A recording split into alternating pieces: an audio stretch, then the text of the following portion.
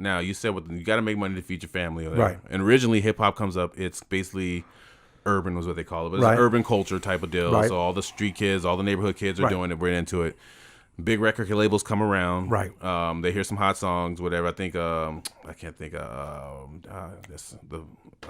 Rapper's Delight. No, Rapper's Delight comes around. Remember? Right. So they say they come around. Somebody's in record labels driving around the neighborhood, finds 3 guys. Yeah, hey, can you guys rap? Yeah, can you guys rap? yeah. They, apparently, I don't know. The guys don't come after me, but apparently, guys use some people's lines in the No, neighborhood. he did. It's a document. saying, He stole. yeah. Was it Busy Bees, or he stole somebody's verse? That second verse is Big Bang Hank. Right. Okay. Was it Big Bang Hank's a tall dude, right? Yeah, the tall one in the back. So the smaller dude. I'm thinking of the video right now. So. The smaller dude stole Busy Bee whole verse. Okay, so that's what I'm saying. So originally, now we're street kids. I grew up mad poor, whatever. I'm not whatever. Record label comes around, offers some cash. Do you think we sold hip hop out too fast? Like, do you think we should have kept, like, cause say there's all these people that own, say you make pizza, let's say you make shirts, let's say you whatever your culture does something, you hold it in until you kind of perfect it, and then you sell it. Did we sell it? I mean, because we're so hungry. Did we already sell it too fast? Is that what happened? Great Did we question. lose it? It's hard to say. I mean, because it was so hot. Curtis Blow at the time, you know what I mean? He was like a god to us. Right. Okay. You know what I mean? So, man, it's a good question. I think that we could have kept it a little longer, but maybe do it like they do on the West Coast, where they're selling it out the trunk like Too Short. A little more I wish they would have done a little bit more of that in hindsight. Always 20/20 hindsight, but because it was gone before you knew it. Yeah, Fat Boys were incredible. That first album by after Crush Groove, and then the Fat Boys are back. They went super commercial. Right, had a movie. I love the Fat Boys. Oh yeah, no. You know what I'm saying? But they got super commercial. Kid and Play they were a nice dance crew, and then next thing you know, they have comic books and a cartoon. Right. You know what I'm saying? And then and we're chastising them for it originally. Right.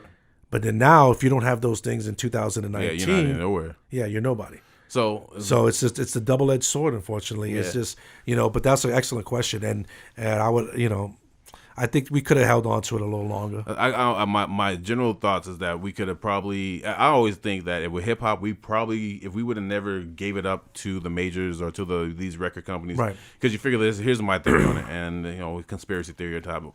We're making records, we're making music. We don't have anything. We don't know anything about publishing. We don't know anything about songwriting. We don't know anything about whatever. So we end up selling to these major corporations, give us $50,000, $100,000. The long term losses of that, because they take your publishing, they're going to take all your big money. Yep. And the fact that we're just street kids. We're out there. Okay. They didn't finish high school sometimes and shit. It's sad. It was. We got definitely taken advantage of for sure. I think if we'd have kept it in our culture, we could have made the graffiti artists be able to get paid. We could have made the DJ get paid a little bit more. We could have made the b-boys get paid a little bit more. We could have actually controlled a little bit more instead of the MC is the money maker. Everybody falls to the side now. Right. And that's the sad part, because they all are vital.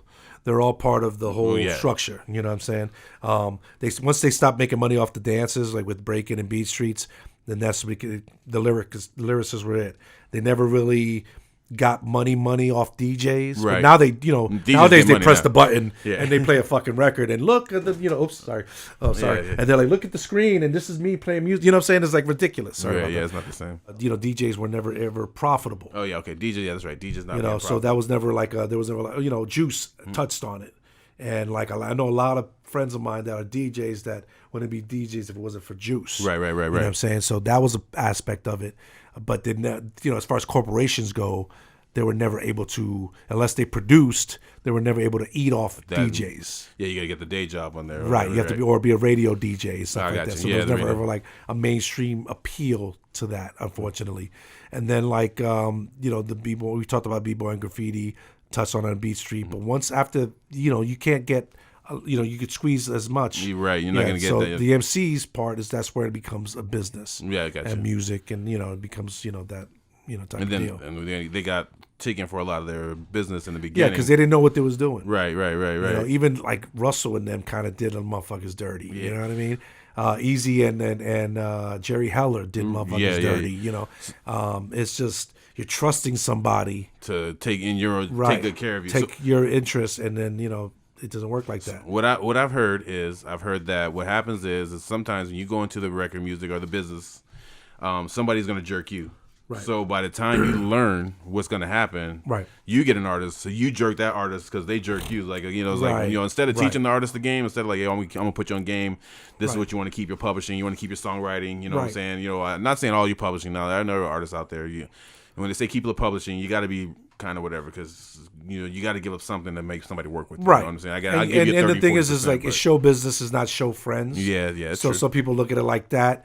I've even like if you saw that Wu-Tang documentary of Mike's and Men, I did. I mean that one scene is like around the time was Wu-Tang Forever album. Yeah, they're arguing over loot. Like right. Like even parents, even Divine was out there talking about I'm out here doing like they're like your parents fighting over the bills. They were that coming at each other that hard. Right. You know what I'm saying? And so I mean that's just part of the game. You know what I'm saying? Sometimes you got to be an asshole. Unfortunately, True. Yeah, that makes sense. But because everybody looks at Dame Dash as like the kind of the asshole. Well, look at Jay. He had to be the most cutthroat, and he beat them all. Right. So that's why he should have had the show Ultimate Hustle because he ended up having the Ultimate Hustle. Yeah. So I mean, but that's just the business aspect, and that's what I feel that this generation looks at as a success, opposed to Razkaz's nature of the artistic aspect. Right. Rakim's Casualty of War. You know what I'm saying? Naughty by Nature, Guard Your Grill, where he's like, I put 2 and 2 together. Like when he just breaking down words. Yeah. Eminem, you know what I'm saying? Like, even that, where Eminem's just like, people look at Eminem as the funny motherfucker, and then he went a million times platinum, and that's why they look at him as the greatest, but there's more aspects to that. To him, You know what I'm saying? He's more deeper than that, stands and, shit like that, where he really gets deep. Yeah, he's breaking down kind of, Eminem's lyrics. And that's the fun part about it, too. You know what I'm saying? Like the competitiveness in my eyes. Like when me and you on a track, I hear your shit. I'm like, nah, I got to come with harder shit. You know what I'm saying? And vice versa. It's the competitiveness. We don't hate each other. It's pro wrestling. You know what I'm saying? Exactly. Like, I want to be I want to outperform you. So, you know what I'm saying? And vice versa.